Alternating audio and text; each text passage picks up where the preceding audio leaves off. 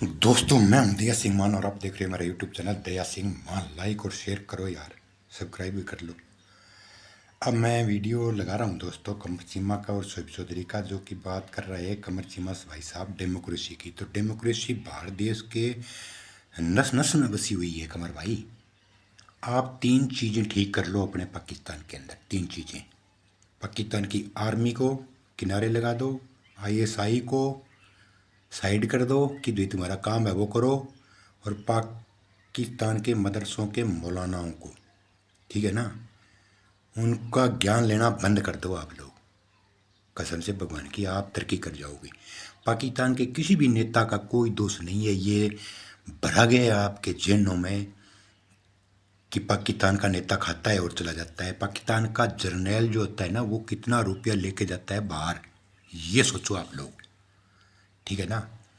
पाकिस्तान की इन तीन चीज़ों से आप जब आज़ादी नहीं करोगे प्राप्त, तब तक आप आज़ाद नहीं हो सकते हो। कोई नहीं बचा सकता है आपको भाई, ठीक है ना। और ये आपकी फौज है ना, वो ऑक्युपाइड है अंग्रेज़ों की, आपको मालूम है, ठीक है दोस्तों। तो चलिए, शोएब चौधरी भाई है, उसकी भी वीडियो लगा रहा हूँ साथ में, और कमर चीमा की भी डेमोक्रेसी पर जो बात कर रहा है उसकी लगा रहा हूँ। जो जयशंकर ने सही बोला है कमर भाई कि भारत के वास्तव में डीएनए में ही डेमोक्रेसी है, ठीक है ना। अब मैं बात करता हूँ शोएब चौधरी पर। शोएब भाई, आप जिस दिन ये कह दोगे ना, जैसे मैं हिंदू हूँ आप मुसलमान हो, ये धर्म नहीं है हमारे दोनों को ही, न हिंदू धर्म है न मुसलमान धर्म है, ठीक है ना। मज़हब, मुसलमान का मतलब है मज़हब, मज़हब का मतलब है दिनचर्या। हिंदू धर्म नहीं है, संस्कृति विरासत है, ठीक है।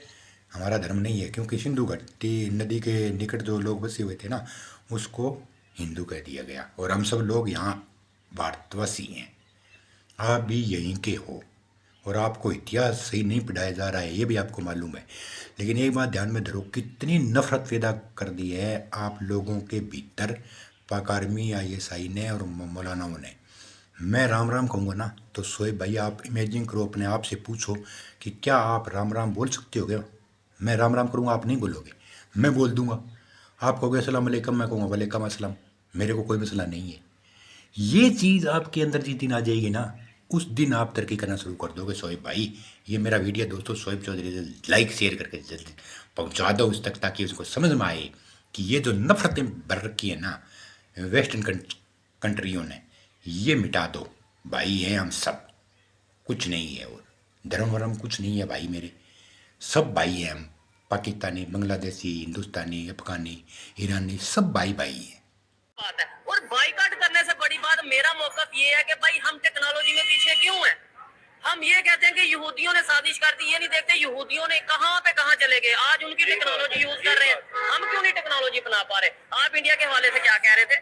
सर मैं इंडिया के हवाले से ये कहना चाहूंगा कि पाकिस्तान और इंडिया में जो मेजर फर्क है ना, वो सिर्फ ये है, वहाँ सियासत होती है लोगों के लिए, यहाँ होती है पार्टी के लिए। ठीक है। हमारे सियासतदान पार्टी की सियासत करते हैं।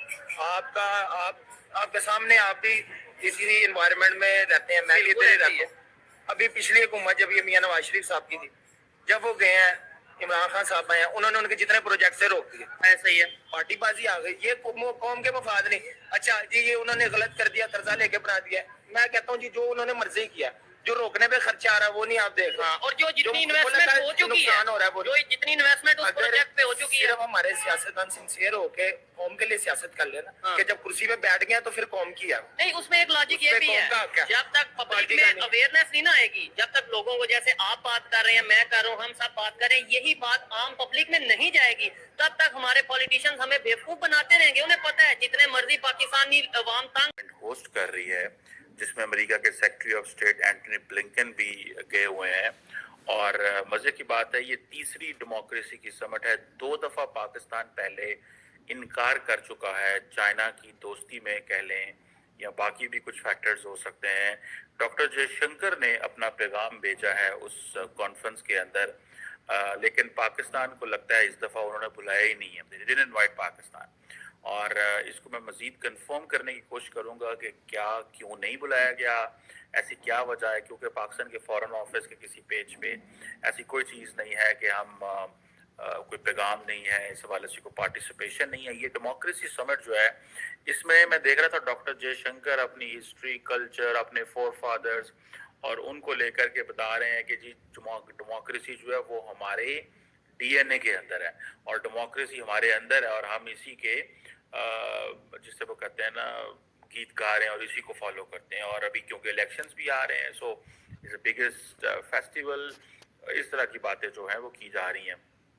अब क्वेश्चन ये है कि रिसेंटली भी एक रिपोर्ट आई थी कि दुनिया के 100 ऐसे मुल्क हैं जो वो जिसे वो कहते हैं ना कि जिनके अंदर ये फ्रीडम वगैरह कम हो रही है। बहुत सारी रिपोर्ट्स आती रहती हैं। अभी इस वक्त फॉर एग्जांपल दिस ईयर जो समिट का एजेंडा है वो 3-4 चीज़ों पे है। एक तो वो कहते हैं कि डिजिटल थ्रेट्स टू डेमोक्रेसी क्या है, जिसमें मिस इन्फॉर्मेशन है, आर्टिफिशियल इंटेलिजेंस है, डीप फेक है। डीप फेक बड़ा चैलेंजिंग चीज़ है।